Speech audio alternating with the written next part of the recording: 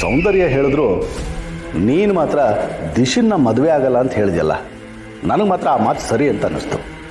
ಅಲ್ಲ, ಇವತ್ತೇನೋ ದೀಪ ದೂರ ಆಗಿದ್ದಾಳೆ ಅಂತ ಮಾತ್ರಕ್ಕೆ ಅವಳ ಜಾಗಕ್ಕೆ ಇನ್ಯಾರನ್ನೂ ಕರ್ಕೊಂಬಂದು ಕೂರಿಸೋದು ಎಷ್ಟು ಸರಿ?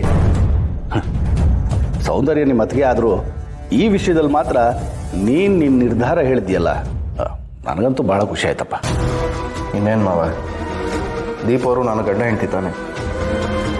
ಅವ್ರನ್ನ ನನ್ನ ಮದುವೆ ಆಗಿ 1 ವರ್ಷದ ಮೇಲಾಯಿತು. ಎಷ್ಟು ಸತಿ ಜಗಳ ಆಡಿದ್ದೀವಿ, ಆಮೇಲೆ ಒಂದಾಗಿದ್ದೀವಿ. ಇದು ಎಲ್ಲರ ಲೈಫಲ್ಲೂ ಕಾಮನ್ ತಾನೆ. ಹಾಗಂತ ಕಟ್ಕೊಂಡಿರೋ ಹೆಂಡ್ತಿನ ಬಿಟ್ಬಿಟ್ಟು ಇನ್ಯಾರನ್ನ ಮದುವೆ ಹಾಕಾಗತ್ತ? ಅಲ್ಲ ಚಿರು, ನಿನಗಿರೋ ಈ ಒಳ್ಳೆ ಆಲೋಚನೆ ಆ ಸೌಂದರ್ಯ ಹೆಂಗೆ ಯಾಕಿಲ್ಲ? ಇವತ್ತು ಮಾತ್ರ ಅಲ್ಲ, ಇನ್ಯಾವತ್ತೇ ಆಗಲಿ ದೀಪನ ಬಿಟ್ಬಿಡು, ಆ ದಿಶನ್ನು ಇನ್ಯಾರನ್ನ ಕಟ್ಕೊ ಅಂದರೆ ಯಾವುದೇ ಕಾರಣಕ್ಕೂ ಒಪ್ಕೋಬೇಡ.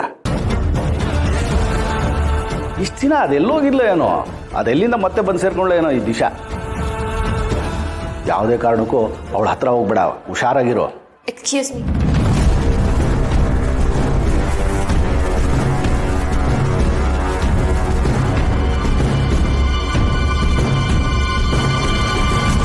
ಏನಮ್ಮ ನೀನು?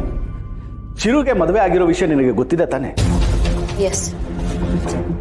ಗೊತ್ತಿದ್ದು ಮತ್ತೆ ಚಿರುನ ಮದುವೆ ಆಗ್ತೀನಿ ಅಂತ ಹೇಗೆ ಒಪ್ಕೊಂಡೆ? ಇನ್ನೊಬ್ರು ಸಂಸಾರ ಹಾಳು ಮಾಡ್ದಂಗಾಗಲ್ವಾ?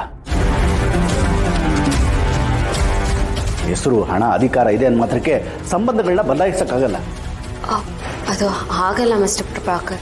ನೋಡಿ ದಿಶಾ, ನಾನು ಅವತ್ತು ಪ್ರಪೋಸ್ ಮಾಡಿದ್ದು ನಿಮಗೆ ಅಂತ ನೀವು ಅಂದ್ಕೊಂಡಿದ್ರೆ ಅದು ನನ್ನ ತಪ್ಪಲ್ಲ. ಅದು ರಿಹರ್ಸಲ್ ಆಗಿತ್ತು. ಅದು ಅಲ್ಲದೆ ನಾನು ದೀಪ್ ಅವ್ರನ್ನ ಮೈಂಡಲ್ಲಿ ಇಟ್ಕೊಂಡು ಅದೆಲ್ಲ ಮಾತುಗಳನ್ನ ಆಡಿದ್ದು. It was all the part of the rehearsal. ಅದ್ರ ಬಗ್ಗೆ ನಿಮಗೆ ವಾಯ್ಸ್ ನೋಟ್ ಮೂಲಕ ಕ್ಲಾರಿಟಿನೂ ಕೊಟ್ಟಿದ್ದೀನಲ್ವಾ? ಆದರೂ ನೀವು ಈ ರೀತಿ ನಡ್ಕೊಳ್ತಾ ಇರೋದು ತಪ್ಪು. ದೀಪ್ ಅವ್ರನ್ನ ಬಿಟ್ಟು ನಿಮ್ಮನ್ನ ಮದುವೆ ಆಗ್ತೀನಿ ಅಂತ ಹೇಗೆ ಅನ್ಕೊಂಡ್ರಿ ನೀವು? ನೋಡಿ, ದೀಪ್ ಅವ್ರು ನನ್ನ ಹತ್ರ ಇರಲಿ ದೂರ ಇರಲಿ, ಅವ್ರು ಯಾವಾಗಲೂ ನನ್ನ ಮನಸ್ಸಲ್ಲಿ ಇರ್ತಾರೆ. ಅದನ್ನು ಯಾರಿಂದನೂ ಅಳ್ಸೋಕ್ಕಾಗಲ್ಲ. ಪ್ಲೀಸ್ ಇವತ್ತು ಮಾಡಿದ ತಪ್ಪನ್ನ ಇನ್ನೊಂದು ದಿವಸ ಮಾಡಬೇಡಿ. ಇನ್ನೇನಮ್ಮ ನೋಡ್ತಾ ಇದೆಯಾ? ಚಿರು ಹೇಳಿದ ಅರ್ಥ ಆಯ್ತು ತಾನೆ?